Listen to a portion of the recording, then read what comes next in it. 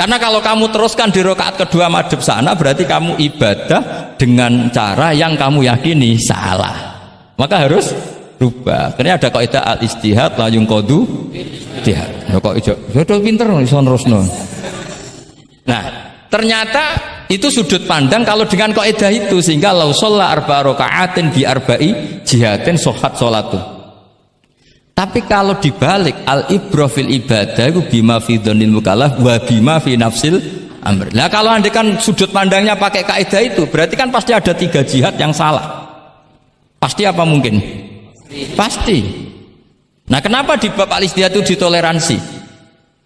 Padahal jelas yang 3 ini tidak fi nafsil amr. Lagi-lagi tidak semua ulama cara pandang sama. Yang satu pakai kaidah ini, yang satu pakai kaidah ini. Makanya saya sering mencontohkan berkali-kali, kalau kamu ingin sowan saya nggak apa-apa, tetap baik. Karena kemungkinan seneng kiai ya 2. Dulu saya sering bercerita, ada tabiin tanya sama sahabat, bagaimana wajah Rasulullah Shallallahu Alaihi Wasallam. Tabiin ini nangis. Wallahi, saya ini saking hormatnya, saking haibahnya Rasulullah, saking hormat saya tidak pernah berani melihat wajah beliau. Saya sowan juga agak berani karena takut ganggu. Jadi cara seneng kiai itu ya kadang ra perlu sowan. Karena bawaannya itu ganggu. Loh, misalnya saya ketemu anak istri saya kan asik, terus ketemu Wahid kan ya pusing. Jadi Allahu Akbar. Provokator ini. Jadi justru saking takzimnya Rasulullah, pilihannya itu tidak sowan karena takut ganggu Rasulullah. Ada sahabat yang pilihannya sowan. Wong jenenge seneng ya sowan. Tapi kalau dibalik, jenenge seneng ya aja ganggu, ayo milih ndi. Ini 2 mazhab yang sama-sama kuat. Jenenge seneng ya sowan, jenenge seneng ya aja ganggu. Ayo milih mana kamu? Ada 2 pendapat. Kenapa Anda begitu yakin dengan satu pendapat? Di furu'iyah, saya ulang lagi di furu'iyah. Ya, bukan yang maklum nanti itu. Jadi tidak gampang. Sholat pakai pakaian resmi begini itu bagus, pakai jubah, kamis, atau pakai hem, pakai sarung itu bagus. Tapi andaikan Nabi selalu sholat demikian, itu bahaya. Saya ulang lagi, bahaya bagi syariat ini. Ini saya niat ngajarin gurunya, bukan anak-anak. Suatu saat Jabir bin Abdillah, kalau kamu baca lihat di bab sholat di Bukhari atau di kitabul ilmi, ilmu fi sholat maksudnya. Itu Jabir bin Abdillah itu pernah datang ke masjid pakai gamis, pakai baju resmi, imamahnya dicopok, kamisnya dicopok, semua dicopot, terus sholat hanya pakai sarung tok, izarin wahid, terus akidan torofaihi ala atikihi. Ini kayak orang kuno, sarung satu di talen, akidan torofaihi ala atiki, terus sholat dia. Geger sahabat tabiin, kan ini era tabiin, geger tabiin. Unzur ila sahibi Rasulullah, lihat tuh sahabatnya Nabi. Sholat kok model kayak gitu. Ketika Pak Khairuddin sudah sholat dengan segala penampilan, jubahan, terus pakai imamah, dehem dari belakang, orang minggir semua, sudah top lah pokoknya, sudah top pokoknya. Ini sahabatnya Nabi. Terus ketika sahabat mulai, dan nyun sewu, beliau ngendikannya agak kasar. Saya melakukan ini, saya mencek nanti di Bukhari. Kalau ada Bukhari juz 1 ambilkan, nanti bacakan. Apa cukup nanti tanya gurunya? Tanya saja nanti ya. Kalau 5 menit menemukan berarti dia sudah paham. Kalau ngasih waktu 1 hari masih cari-cari berarti. Ukurannya gampang. Kalau saya setengah menit langsung ketemu. Nanti ya cukup gurunya ya. Nanti kasihkan. Kalau bilang besok berarti belum tahu. Tapi kalau 5 menit kok ketemu ya sudah lumayan. Kata Jabir bin Abdillah, saya melakukan ini liyaroni al-ahmak misluk. Keras sekali. Saya melakukan ini supaya orang ahmak kayak kamu itu tahu. Ahmak itu terjemahnya nggak usah diterjemah. Ya play jahil atau teman akrabnya apa? Jahil yang agak kebablasan itu namanya apa? Ahmak. Jahil yang ya sudah seperti itu. Ternyata itu berkahnya Masya Allah sampai sekarang. Beliau terus ngendikan, ra'aitu Rasulullah sallallahu alaihi wasallam yusolli hakadha akidan tarafai izari ala atiki. Andai kan itu nggak pernah dilakukan seorang sahabat yang bersaksi Rasulullah pernah melakukan itu, maka kita akan menganggap sholat jubahan resmi seperti itu menjadi syarat sah. pakai hem seperti ini resmi menjadi syarat sah. Barokahnya itu diketahui, oh yang paling pokok itu satrul aurah, yaitu mabena surah warubah. Jadi tidak konsisten itu kadang penting untuk menjaga varian hukum. Loh, Nabi itu nggak pernah terawih. Andai kan Nabi terawih terus, maka akan dikira terawih itu wajib. Nah, barokahnya nggak pernah terawih, itu kamu bisa nggak terawih kan gitu. Maksudnya ya boleh nggak terawih. Ya, kalau nanti pengurus mewajibkan, carikan takbir sulam taufik ijabu malam. Bisa masalah besar itu. Nggak, ini cerita ilmu, nggak cerita perilaku, nggak. Ini cerita ilmu, nggak cerita apa? Perilaku. Jelas kan? Jadi kadang seperti itu penting. Contoh lagi, dan ini sering saya utarakan. Ketika Nabi Fathu Mekah, tofa ashabu jami'an, itu musyatan. Semua ketika tawaf itu jalan kaki. Tapi Nabi ku unik, tofa Rasulullah wahdah rokiban. Nabi tawaf itu pakai kendaraan unta. Yang lainnya musyatan, semuanya masin, jalan kaki. Tapi Nabi malah tofa rokiban. Padahal jelas kaidahnya al ajru bi qadrit tam. Tapi andai kan Nabi kok tofa masyian, maka kita tidak tahu caranya tawaf, tidak tahu hukumnya, atau paling enggak nganggep bahwa syarat sahnya tawaf harus jalan. Tapi barokahnya Nabi tofa rokiban, akhirnya ada hukum, ternyata syarat sahnya tawaf tidak harus jalan, tapi boleh berkendara. Akhirnya kita tahu orang sepuh sedikit sholat tawaf pakai kursi roda, pakai macam-macam. Jadi semuanya itu berkah, perbedaan itu berkah. Tapi yang baca harus orang alim.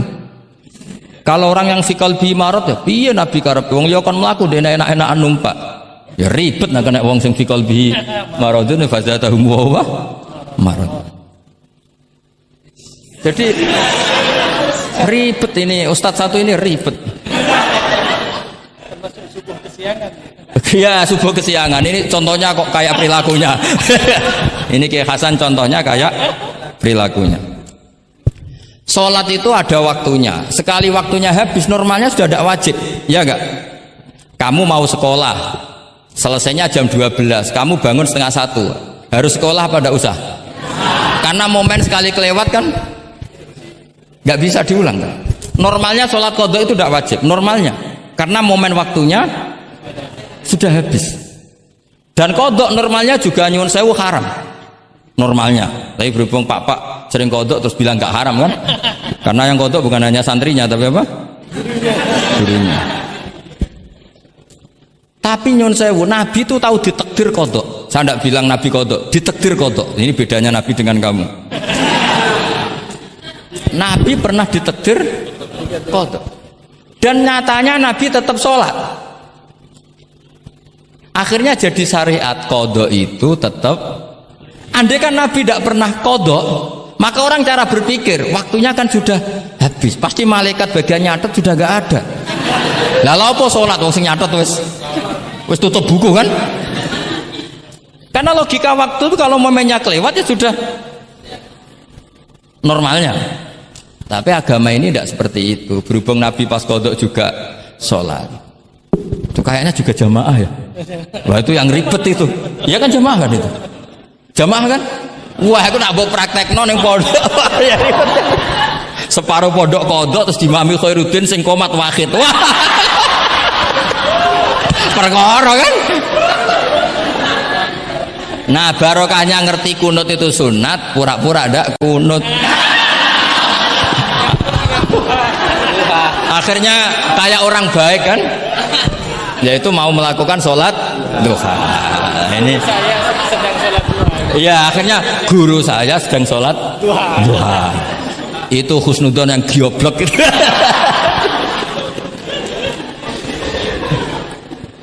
Jadi lah itulah yang jadi analisis usul fikih. Jadi semuanya itu ada analisisnya. Saya ulang lagi, semuanya itu ada. Yang jelas itu diantara pantangan Islam itu ijabu malam yajib dan tahrimu malam yahrum. Karena manis tahsana faqad syarra'a. Dan Allah itu nggak suka ada syariat tandingan, itu nggak suka. Karena bahaya kalau semua orang istihsan, bahaya. Saya pernah ini cerita nyata. Ada pengurus yayasan yatim piatu yang sehat, saya ulang lagi yang sehat. Sehat yayasannya, sehat apa keuangannya, sehat perilakunya. Datang ke saya minta doa, minta nasihat. Normalnya kan saya puji, tapi saya dingin saja. Saya bilang yayasan yatim piatu itu bagus, tapi lebih bagus lagi kalau dibiarkan. Karena anak-anak yatim ini kan milik keluarga. Setelah bapaknya mati, biasanya mbahnya ngerawat, Pak D, Pak Leknya ngerawat. Nah, dengan kamu ambil ke yayasan itu, dia tercerabut dari keluarga. Satu, Anda jangan merasa perilaku Anda atau solusi Anda atau amal Anda lebih baik. Bisa saja kalau di keluarga lebih. Tak beri contoh, anak yatim di kampung saya ini gendut-gendut. Karena dulu Pak D, Pak Leknya, mbahnya tidak pati sayang, barokah yatim sayangnya berlipat. Terus kedua, barokahnya di rumah makannya bebas. Kalau di yayasan kan harus pakai jam. Mana seneng cah cilik makan di jam. Jadi biar ya, nah ini lagi-lagi khilaf. Yang setuju yayasan yatim, yang sehat loh, kalau yang nggak sehat memang kita tidak cocok. Yang sehat, bayangkan yang sehat. Itu saja ada masalah. Karena tadi anak ini kan bagus, makanya Mbah Mun pernah dawuh. Ya yayasan yatim piatu itu ya apik, tapi gak oleh bocah tercerabut sangka keluarga. Nah ini kalau kita mentasrek terus semua anak diambil terus gak tahu Pak D-nya siapa, mbahnya. Meskipun ditulis, tapi kan gak semudah itu. Ingat kalau hanya sekedar di catatan dokumen kan. Tapi kalau dibiarkan di keluarga ngundang Pak D, Pak Le, mbah dan sebagainya. Jadi gak bisa misalnya kamu bahas masalah gimana hukumnya mendirikan yayasan yatim piatu. Terus kamu bilang sunat mutlak, tidak bisa, karena di sini ada unsur tadi. Kak sampean mondok ini sunat apa enggak, Pak mondok? Ya bisa wajib, bisa sunat, bisa haram. Karena yang haram misalnya gini, kamu di kampung kamu itu andalan, tidak ada orang baik kayak kamu, tidak ada yang bisa ngaji kecuali kamu. Enak-enakan mulang neng pondok, mergo keren timbang mulang neng kampung, mau wong telu. Makanya Mbah Mun kalau guyon sama saya masih ingat betul lagi. Jadi kiai yo latihan, aku tahu keliru kata Mbah. Tak pikir keliru apa? Anak perainan ditanya Mbah Mun, "Cung perainan kok ning pondok?" Mbah Mun sempat kusnudon kayak cah sregep, wong perainan kok ndak pulang. Ternyata, "Lho perainan kok ning pondok, Cung? Kok sregep temen?" "Mboten, Mbah, nate ngomah kan ngarit." Ternyata. Jadi husnudon itu kadang gitu. Semenjak itu Mbah Mun kalau ada perainan, "Cung, mulai Cung ben kenal wong tuamu." Jadi malah dibalik. Iya kan kalau kelamaan ke pondok kan nggak roh asal usul orang tua sehingga tidak punya empati, tidak punya kasihan kan. Orang tuanya berjibaku ngarit apalah kerja apa. Nah ya artinya terus kamu tidak bisa semua santri yang perenan tidak pulang berarti santri baik. Sebetulnya tidak mesti juga. Santri takut ngarit kan gitu. Ini namanya sudut pandang gitu. Jadi masalah-masalah furu'iyah itu tidak bisa tidak seperti itu. Nah, sehingga kita tahu di kitab Mahali atau di kitab beberapa kitab fikih mesti kaul awal, kaul sani, kaul salis dan sebagainya. Karena ini masalah sudut pandang. Wali nikah misalnya. Wali nikah itu kalau fasik sah apa enggak? Wali mujbir. Ada ulama yang mengatakan kalau wali mujbir fasik tetap sah jadi wali. Likamali syafaqatih, karena seorang wali ini pasti sangat sayang, meskipun fasik dia orientasi tentang anaknya tetap bagus. Ada yang bilang enggak, kalau fasik harus dicabut hak walinya. Di mana-mana orang fasik sudah error. Jangan-jangan karena dia pemabuk atau karena dia tukang judi, pikirannya dapat menantu yang kaya meskipun tukang judi. Bahaya ini kalau diberi hak wilayah atau hak wali. Makanya ulama mengatakan sekali fasik dicabut. Nah ya yang satu memandang umumnya orang tua meskipun fasik tetap likamalis. Tapi kata siapa di sosial itu mesti semua orang begitu apa tidak mesti? Tidak mesti. Makanya kalau saya ini mengatakan cabut saja. Li'annahu la yu'manu ayaddu'aha inda fasikin misli. Karena siapa yang bisa menjamin kalau dia tidak mengawinkan putrinya dengan orang fasik yang sejenis? Orang fasik pasti komunitasnya juga fasik, dan dia nganggap orang fasik itu tidak problem, wong dia sendiri fasik. Wes do untuk iki capek, jebule capek sing tahu ngutangi ning nggon judi. Karena dia punya ukuran apik versinya dia. Lagi-lagi fikih kok mujma' alaih mau piye yo. Yang furu'iyah maksud saya, yang furu'iyah. Iki pinter toh cukup ya. Sudah 45 menit. Mohon ngoten mawon. Assalamualaikum warahmatullahi wabarakatuh. Satu mungkin. Ya, mungkin satu ya, putra dan satu aja ya, putra dan putri. Ya. Enggak, satu saja Gus. Oke, bismillahirrahmanirrahim. Terima kasih. Mungkin yang tadi perlu saya berikan catatan. Oh ya, catatan ya, kita pinter ya. Ya. Saya ingin beri catatan bahwa kita tadi sudah dapat kalau fikih itu karakternya adalah khilaf. Jadi ya yang furu'iyah lah, yang furu'iyah. Oke. Yang furu'iyah karakternya khilaf, sehingga kita harus terbiasa berbeda. Dan soal tadi kesantunan, kesopanan itu orang ekspresinya berbeda. Kadang kita salah ketika kita mengkritik, kadang ketika kita berbeda pendapat kita lalu dianggap tidak santun. Padahal ulama-ulama kita soal urusan furu'iyah itu hal yang biasa. Termasuk bahkan mungkin yang tadi sering dikali dikutip oleh Gus Baha, manistahsana faqad syarra'a, bahwa itu adalah kecaman dari Imam Syafi'i. Mungkin Gus Baha perlu saya tidak tahu ya, ini tag ini sudah sampai atau tidak kepada beliau. Ya, saya bacakan tagnya. Saya harus baca. Kalau ingatan tidak sebaik beliau saya. Tapi kalau catatan saya lebih baik mungkin. Fawatihur Rahamut qala Syekhul Akbar, inna maqsuda Syafi'i min qawlihi man istahsana faqad syarra'a hada madhul mustahsin wa arada anna man istahsana faqad sara bimanzilati nabiyyin dzi syari'atin wa atba'u Syafi'i lam yafhamu kalamahu. Saya tidak ingin mengatakan beliau tidak paham, mungkin tag ini enggak sampai. Ala wajhi hada wallahu a'lam. Jadi bahkan yang kita anggap itu sudah sangat pasti Syafi'i sedang mengecam, ternyata ada juga khilaf. Ternyata maksudnya Syafi'i adalah sedang memuji, madhul mustahsin. Faqad sara bimanzilati nabiyyin di syari'atin wa atba'u Syafi'i lam yafhamu dzalika. Walaupun wallahu a'lam.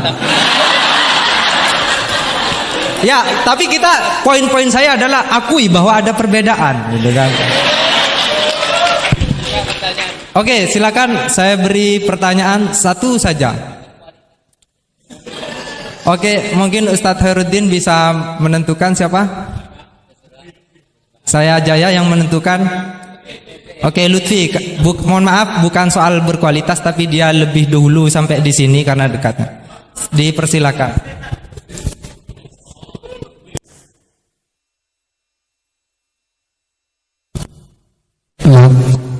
Assalamualaikum warahmatullahi wabarakatuh. Haji Ahmaduddin Nur Salim atau yang lebih dikenal dengan Gus Baha yang saya takzimi, dan semua guru-guru saya yang saya hormati. Kita banyak mendengar tadi bahwa di dalam fikih yaitu furu'iyah itu sudah terbiasa terjadi khilaf di antara kalangan ulama. Ada satu redaksi yang bagi saya cukup ada satu yang menurut saya diantaranya di dalam Bujairami al-Khatib.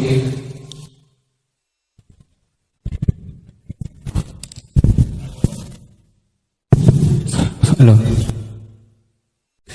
Di antaranya redaksi yang terdapat dalam kitab Bujairami al-Khatib, dan ini juga dikutip di dalam kitab I'anatul Talibin ketika membahas soal apakah ad-dukhon itu dapat membatalkan puasa atau tidak. Dukhon yang dimaksud di sini adalah dukhon yang masyhur dengan kata at-tutun atau tembakau, atau dalam konteks sekarang mungkin rokok. Itu kan ulama sebetulnya berbeda pendapat, bukan hanya dalam apakah membatalkan puasa atau tidak, bahkan hukum rokoknya aja ulama sudah berbeda pendapat. Tetapi kemudian ada redaksi yang menarik bagi saya cukup muskil, yaitu beliau tiba-tiba mengatakan begini, la'anallahu man ahdatsahu, semoga Allah melaknat orang yang memproduksi rokok. Itu penting digarisbawahi. La'anallahu man ahdatsahu. Man ahdatsahu bukan man ista'malahu.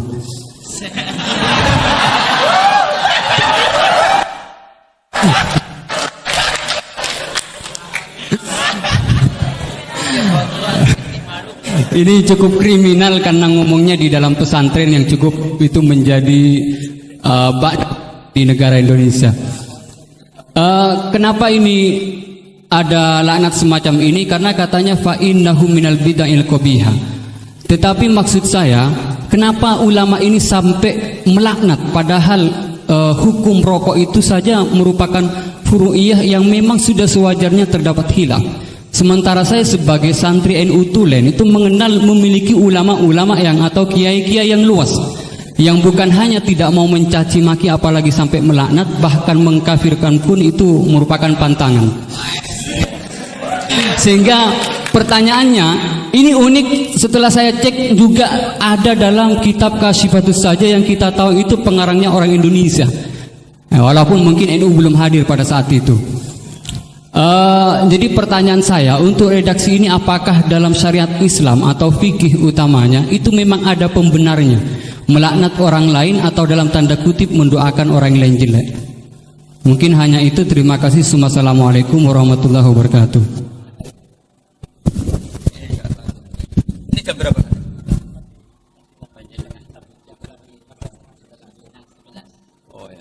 Bismillahirrahmanirrahim. Semoga Allah mengampuni Pak Wahid.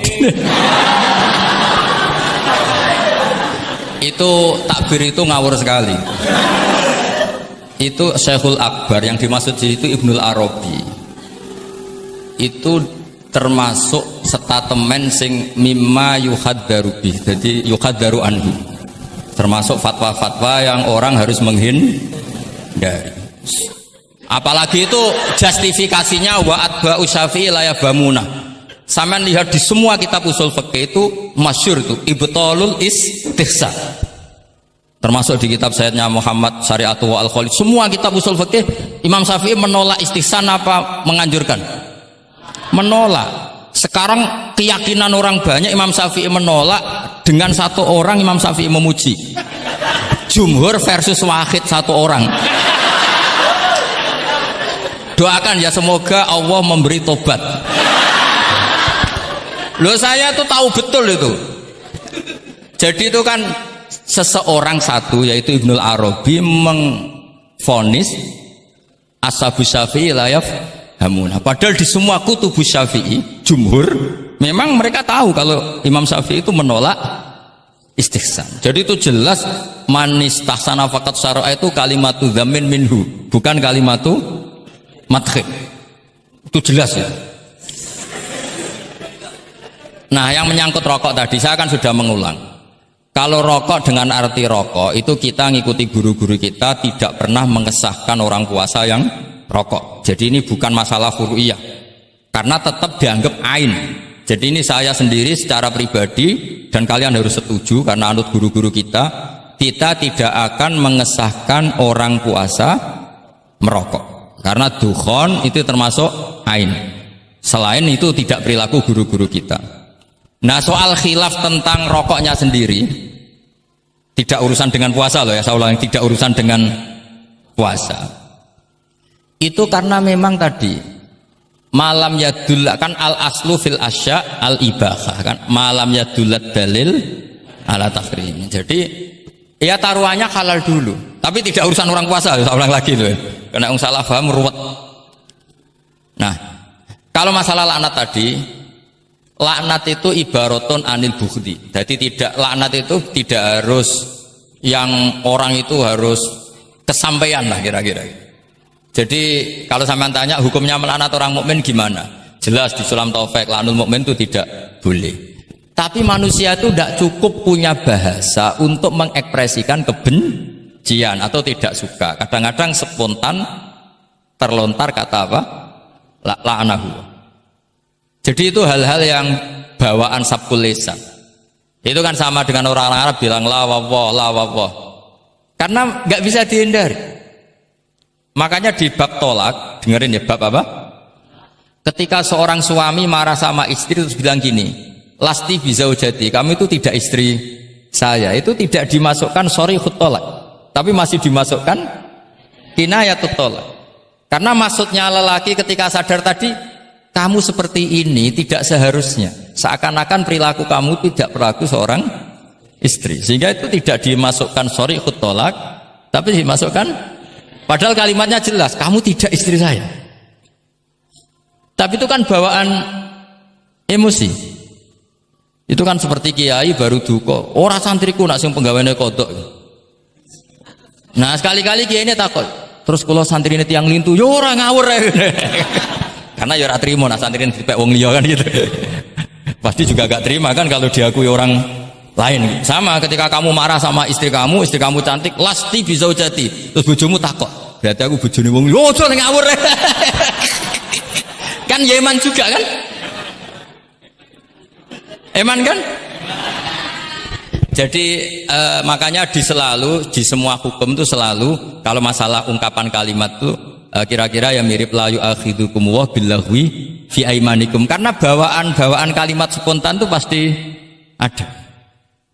Makanya dulu ada sahabat yang nyuwun sewu Nabi ngendikan papa gitu, terus agak terganggu itu, padahal Nabi ngendikannya ya spontan tapi tidak sampai laknatullah. Akhirnya Nabi, "Dah kamu tidak usah susah. Fa'ayul muslimina adaituhu aw sababtuhu aw syatamtuhu wa laysa dzalika ahlan wala sa ahlan lidzalik fa'al dzalika kafaratau wa zakatau wa ajr." Jadi bawaan spontan itu pasti ada. Ya saya ulang lagi ya, ini yang kembali ke takbir tadi. Itu bahaya betul tuh. Jadi Ibnul Arabi itu termasuk tulisan-tulisannya mimma yuhadzaru anhu. Ya pernah dengar toh? Lah yang dimaksud Syekhul Akbar itu kan Ibnul Arabi kan? Saya sangat tahu. Jadi ukurannya itu jumhur. Semua ulama Syafi'iyah, semua al-usuliyun itu mesti menceritakan apa?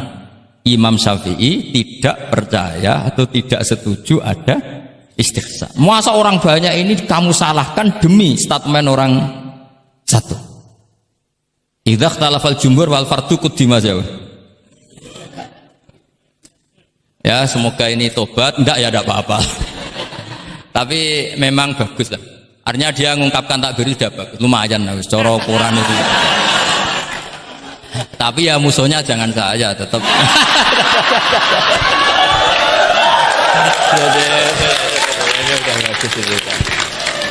Kalau ada yang jauh seperti Abdul Wahab memadukan yang dimaksud. Oh enggak mungkin, itu memang salah. Jadi cari saja di Ibtalul Istihsan. Ya pokoknya walhasil ashabu Syafi'i semuanya menolak istihsan. Wong Imam Syafi'i butuh gini. Kalau nanti ada istihsan yang baik, mintanya Imam Syafi'i jangan katakan istihsan, itu masuknya kias.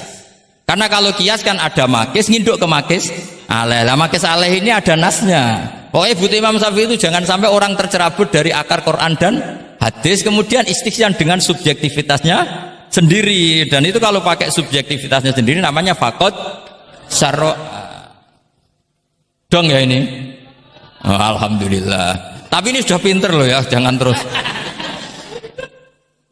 Ya, jadi ini menghormati Jumatan, yang jelas ini sudah 2 kali sudah cukup tuh, sudah pinter. Ya sudah. Loh, provokator. Nggih wonten ditutup Al-Fatihah.